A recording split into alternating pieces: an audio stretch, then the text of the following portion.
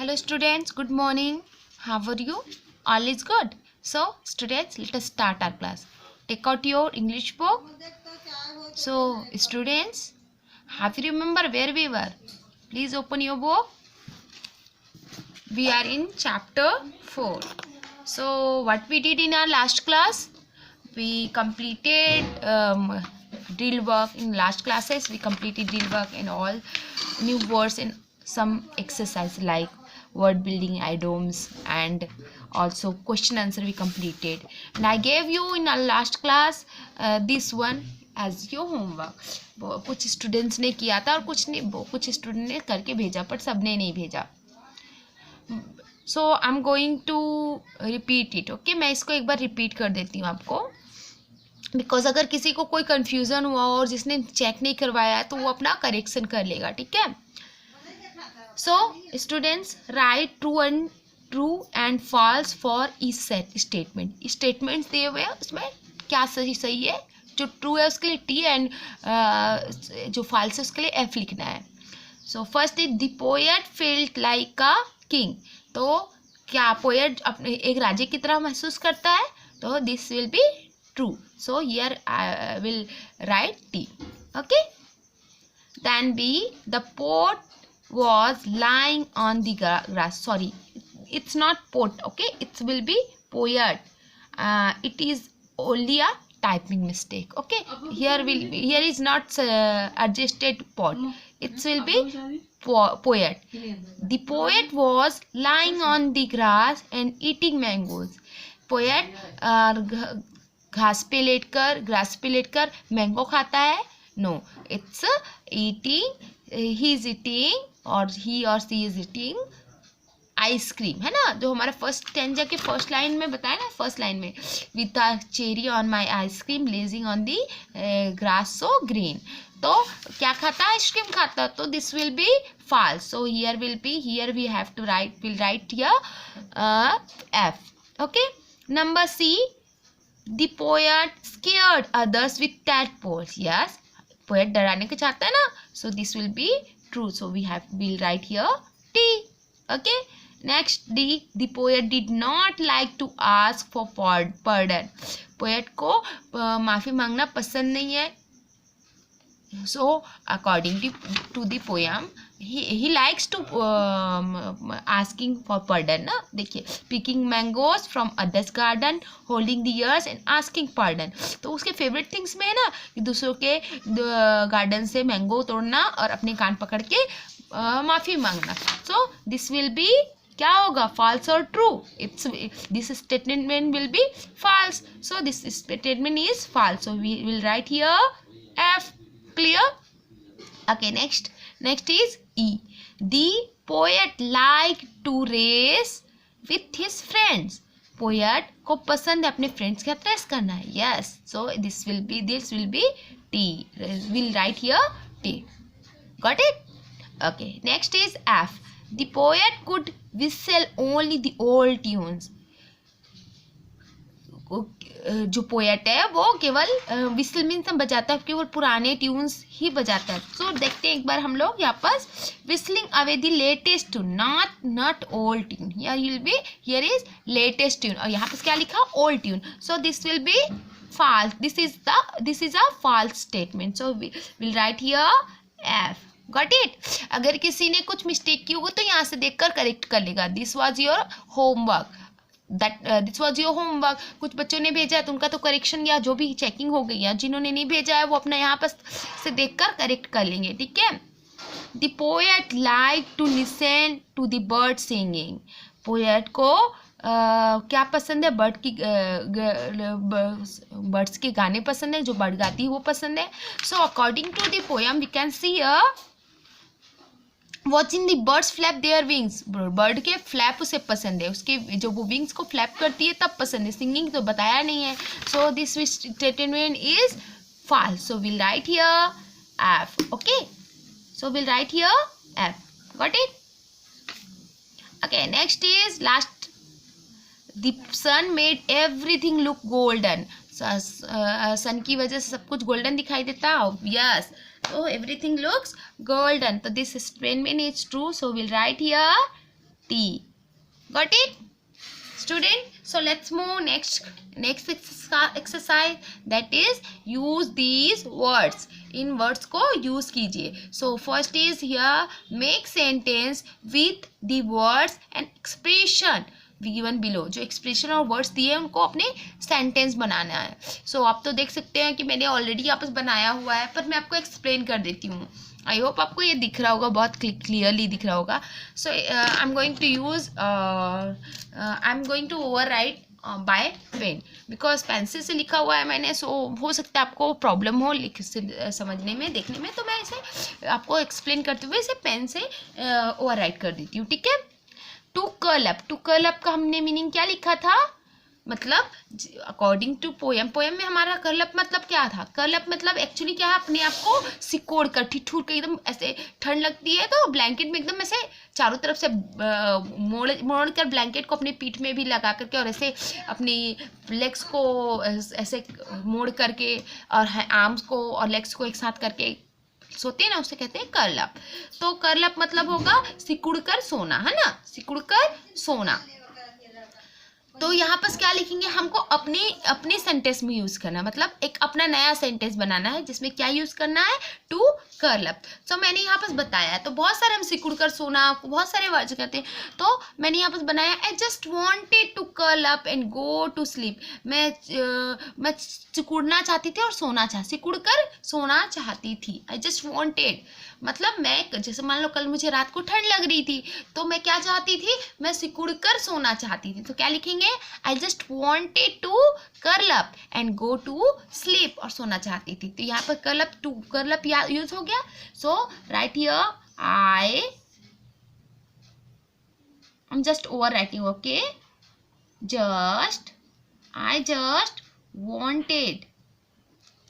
I just wanted to curl up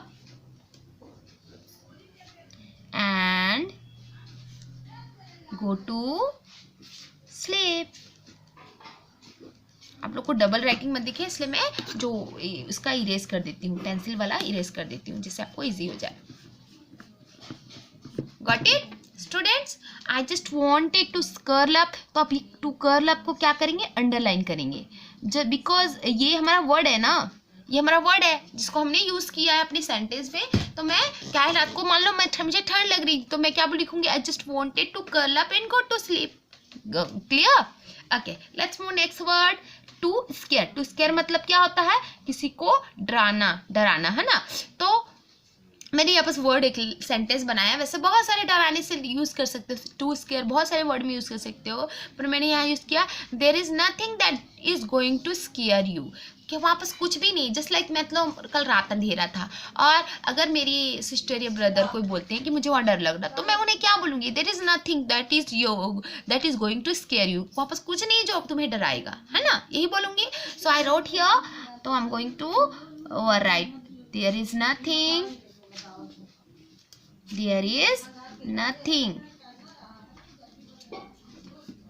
that is going to scare you. Got it? Going to scare you. To scare, ये हमारा word है. Got it? चलिए मैं इसे वापस एक बार अच्छे से एक बार इरेजर लगा कर देती हूँ, इरेज कर देती हूँ, जिससे आपको डबल राइटिंग मत दिखे. Is it done? आप लोग साथ साथ में भी लिखते सकते हैं ना. Okay, let's move next. Band. Band अभी यहाँ पर दो होता है. बैंड का मीनिंग दो होता है. एक बैंड का मतलब होता है मुड़ना, वो वर्ब होता है, और यहाँ पर नाउन की तरह यूज करना है. तो नाउन मतलब मोड़ होता है, बैंड मतलब मोड़ होता है, और बैंड मतलब मुड़ना भी होता है. तो हमें मुड़ना नहीं यूज करना है, बैंड एज नाउन यूज करना है. मतलब मोड़ किसकी में होता है, रोड में होती है ना, किसी भी रास्ते में मोड़ होता है ना. तो बहुत सारी चीज़ों में, तो वैसे ही हमको नाउन एज अ नाउन मोड़ यूज करना है वर्ड में अपने सेंटेंस में. तो अब मान लो कोई रोड पे जा रहा है ना, अब मोड़ को अगर वो केयरफुली नहीं चलाएगा तो मोड़ पे क्या हो जाएगा, उसकी टक्कर हो जाएगी ना अगर वो केयरफुली नहीं चलाएगा. तो मैंने यहाँ बस लिखा, he lost control on the band and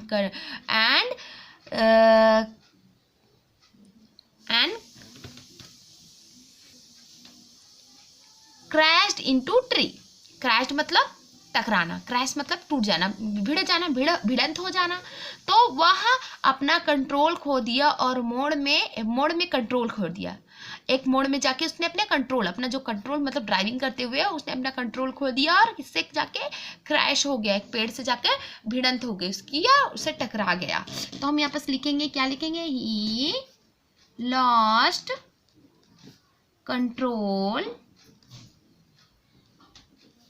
on a band, एक मोड़ पे उसका कंट्रोल खत्म हो गया, कंट्रोल छूट गया, एंड क्रैश्ड CRASHED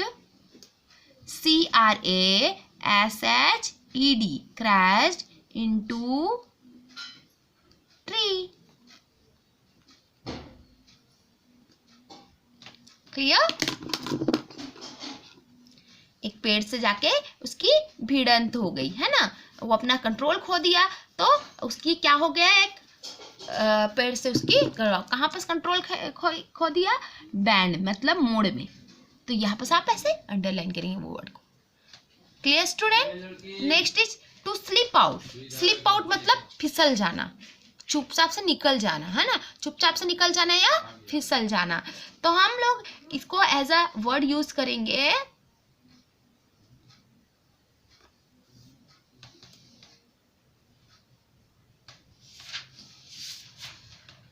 अच्छा, मैंने कुछ ओके मैं पीटी का मतलब आपको शायद मैंने बताया है लास्ट में, पहले की क्लासेस में। पीटी मतलब क्या होता है, सेल्फ पिटी मतलब इट्स नॉट प्रीटी ना, प्रीटी मतलब प्यारा होता है, पिटी मतलब दया, मतलब किसी वो आना ना बेचारा, ऐसे इवन सिंपैथी वाली जो फीलिंग आती है ना उसे हम पिटी कहते हैं। क्या कहते हैं, पिटी।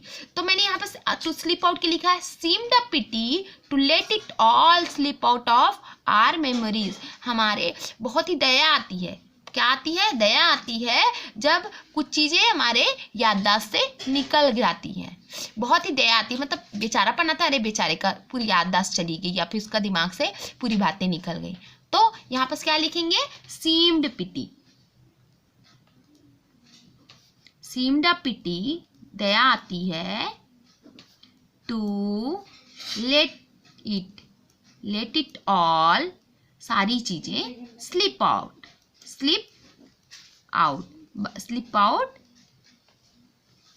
Of our memories MEMORIES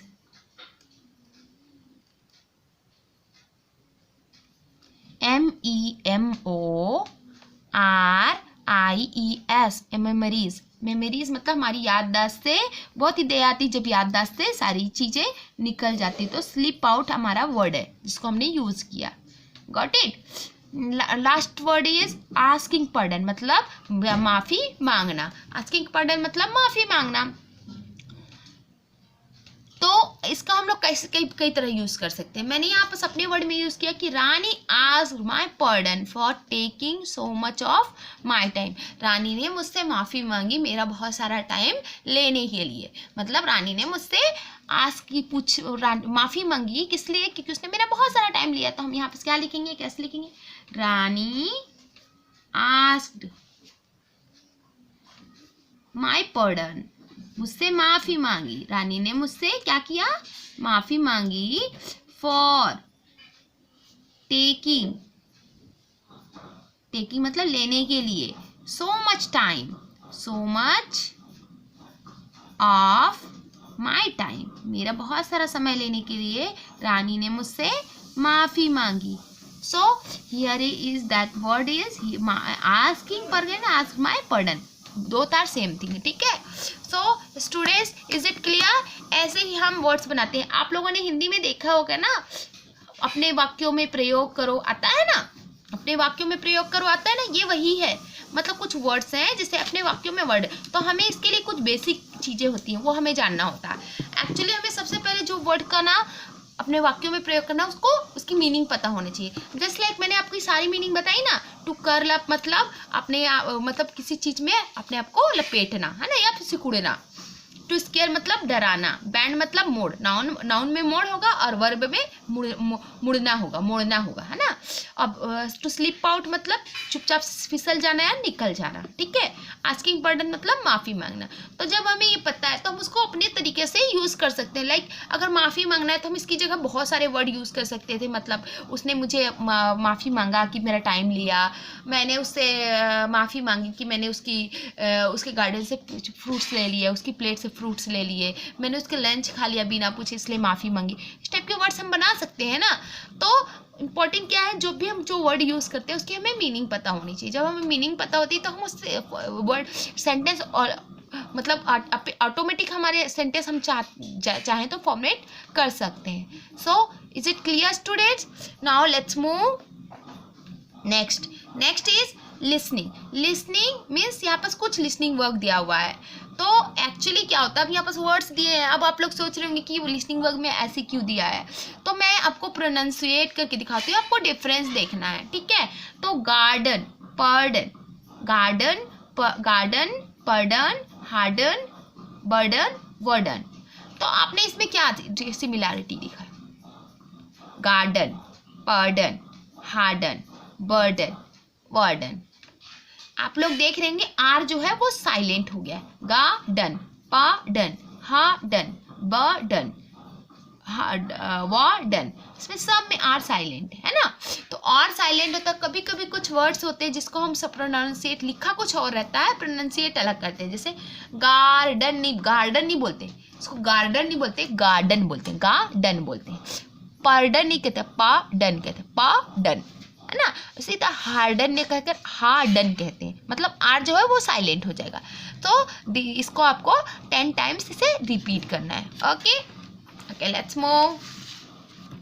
here is given grammar work. So as you know grammar work तो बाद में हम लेंगे ना, लास्ट में, है ना। तो हम इसे छोड़ते जा रहे हैं। और ये I hope this will be taken by Edwin sir. Sir ने बोला है कि वो ग्रामर पोर्शन वो पढ़ाएंगे। So we are living it, है ना, हम लोग छोड़ते जा रहे हैं। तो let's move next exercise. Next exercise is talk time. So I am going to tell you about in a short form, क्योंकि हमारा ऑलमोस्ट आज का जितना पीरियड होना चाहिए वो हो चुका है। तो हम थोड़ा सा इसमें लेते हैं, मैं आपको आइडियाज देती हूँ। This will be your homework. और तो चलिए मैं इसको आपको बताती हूँ। जैसे कि हम लोग बहुत सारी चीज़ें हैं जो हमारे आसपास होती है, हमें पसंद होती है, हमारी बहुत सारी चीज़ें फेवरेट होती हैं ना। तो उनके अलावा कभी कभी हमारा कुछ इंटरेस्ट कुछ चीज़ों में, नई नई चीज़ों में डेवलप होने लगता है। लाइक जब हम बच्चे थे तो हमें पढ़ने में मज़ा नहीं आता था, अभी कुछ दिन बाद पढ़ने में मज़ा आने लगा। कुछ चीज़ें जो बचपन में खेलने में मज़ा नहीं थी, खेलने में मज़ा। कभी कभी नई नई चीज़ें खेलना, किसी को सिक्के जमा करना, किसी को नए नए स्टोन जमा करना, किसी को घूमना, अलग अलग चीज़ें है ना, किसी को झूले झूलने में इंटरेस्ट है, तो नया इंटरेस्ट आने लगता है ना। तो अभी यहाँ पर टीचर, हम तो ग्रुप में इसको डिस्कस नहीं कर सकते, तो इसलिए सिंगल करेंगे। तो यहाँ पर कुछ आइडियाज़ दिए हुए हैं। जो आपके ब्रैकेट है ना, ये जो एक कॉलम बना हुआ है ना, बॉक्स, इस बॉक्स में कुछ आइडियाज़ दिए हुए हैं कि इस टाइप के आपके इंटरेस्ट हो सकते हैं। तो वही इंटरेस्ट के बारे में आपको सोचना है, ठीक है, कि आपका नया इंटरेस्ट क्या है अभी, है ना। जस्ट लाइक हो सकता है कि it could be rock climbing, मतलब पत्थरों में चढ़ने का शौक होने लगे। काइट फ्लाइंग है ना, मतलब पतंग उड़ाने का शौक, फोटोग्राफी का शौक, गार्डनिंग का, लर्निंग अ म्यूजिकल इंस्ट्रूमेंट, मतलब कोई भी म्यूजिकल इंस्ट्रूमेंट सीखने का, या फिर कोई भी नया चीज़ जो आप सीखना चाहते हैं, वो कोई भी इंटरेस्ट। तो कोई नया इंटरेस्ट के बारे में आपको सोचना है, उसके बाद उसके बारे में डिस्कस करना है। और सिर्फ ये डिस्कस नहीं करना है कि आपको क्या इंटरेस्ट है। अगर आप वो सीखना चाहते हैं या कर रहे हैं या करना चाहते हैं, अभी अपने स्टार्ट किया है, तो उसको सीखने के लिए आप कैसे मैनेज करें। मतलब क्या कोई एक्सपर्ट है, जैसे आपको म्यूजिक सीखना है, सीखने में इंटरेस्ट आया है, तो आप म्यूजिक सीखने के लिए क्या कर रहे हैं। जैसे आपको रॉक क्लाइंबिंग करना है, तो उसमें एक्सपर्ट चाहिए ना रॉक क्लाइंबिंग सीखने के लिए, तो आप उसके लिए भी आप लिखेंगे। तो वो आपको 4 to 5 लाइन का क्या करना है, डिस्क्राइब करना है कि आपको आपका नया इंटरेस्ट क्या है और उसके लिए आप क्या कर रहे हैं और क्या क्या चीज़ों की आपकी रिक्वायरमेंट है। क्या अगर आपने अभी नहीं किया है ना, तो अगर आप सोच कर देखिए कि आपका नया इंटरेस्ट क्या है, आप उसके करने के लिए क्या क्या करेंगे। ओके, तो this will be your homework. ये क्या होगा, आपका होमवर्क होगा। आज 31 अक्टूबर का ये आपका होमवर्क होगा। Clear student? ये आपका जो टॉक टाइम है, ये आपको एज अ 4 to 5 सेंटेंस में अपनी जो थिंकिंग है, आपकी जो इंटरेस्ट है उसके बारे में डिस्कस करना है, लिखना है, और लिखने के बाद आपको व्हाट्सएप पे सेंड करना है. So student, this is sufficient for today. Will meet in our next class. Will complete our next exercise in next class. So till then, stay safe, stay blessed, and be careful. Have a nice day, student.